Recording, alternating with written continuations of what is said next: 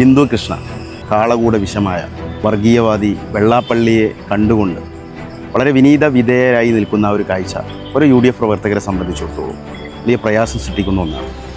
കാരണം കേരളത്തിൽ 102 സീറ്റ് നേടിക്കൊണ്ട് ഐക്യജനാധിപത്യ മുന്നണിക്ക് ഇവിടുത്തെ ജനങ്ങൾ അവരുടെ മാൻഡേറ്റ് നൽകിയത് ഈ വെള്ളാപ്പള്ളി എന്ന് പറയുന്ന വർഗീയവാദിക്കുള്ള മറുപടിയായിട്ട് കൂടിയാണ്. കാരണം അദ്ദേഹത്തിൻ്റെ നിലപാടുകൾക്ക് വിരുദ്ധമായി അദ്ദേഹത്തിൻ്റെ വർഗീയ പരാമർശങ്ങൾക്കെതിരെയുള്ള ഒരു വിധിയെഴുത്താണ് കേരളത്തിലെ ജനങ്ങൾ നൽകിയിട്ടുള്ളത്. ആ ജനങ്ങളെ വഞ്ചിക്കുന്ന ഒരു നിലപാടാണ് മന്ത്രി ബിന്ദു കൃഷ്ണ എടുത്തിട്ടുള്ളത് എന്നത് ഇവിടെ പറയാതിരിക്കാൻ നിർവാഹമില്ല.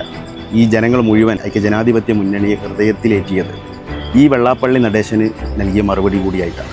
കാരണം അത്രത്തോളം കേരളത്തിൻ്റെ പൊതു ഇടങ്ങളിൽ കേരളത്തിൻ്റെ മതേതര പാരമ്പര്യത്തെയും മതേതര പൈതൃകത്തെയും തച്ച് തകർത്തുകൊണ്ട് വലിയ രീതിയിൽ വർഗീയ വിഷം ചീറ്റിക്കൊണ്ട് നമ്മുടെ നാടിൻ്റെ സാഹോദര്യത്തെ തകർക്കുന്ന ഒരു മനുഷ്യനെ നേരിട്ട് കാണുന്നതും അദ്ദേഹത്തിന് മുമ്പിൽ നിൽക്കുന്നതുമൊക്കെ ഇന്നത്തെ ഒരു സാഹചര്യത്തിൽ നിലപാടില്ലായ്മയുടെ നേർസാക്ഷ്യം തന്നെയാണ്. അതിൽ യാതൊരു സംശയവുമില്ല. പ്രത്യേകിച്ച് വർഗീയതയ്ക്കെതിരെ ശക്തവും വ്യക്തവുമായ നിലപാടുമായി നിരന്തരം പോരാടുന്ന തരത്തിലുള്ള സമുദായ സംഘ നേതാക്കന്മാർക്കെതിരെ യാതൊരു തരത്തിലുള്ള വിട്ടുവീഴ്ചയും ഇല്ലാതെ തൻ്റെ നിലപാട് ഉച്ചത്തിൽ വിളിച്ചു പറയുന്ന പ്രിയങ്കരനായ മുഖ്യമന്ത്രി VD സതീശൻ മന്ത്രിസഭയിൽ ഇത്തരത്തിലുള്ള ഒരാളുണ്ട് എന്നതിൽ ലജ്ജാകരമാണ്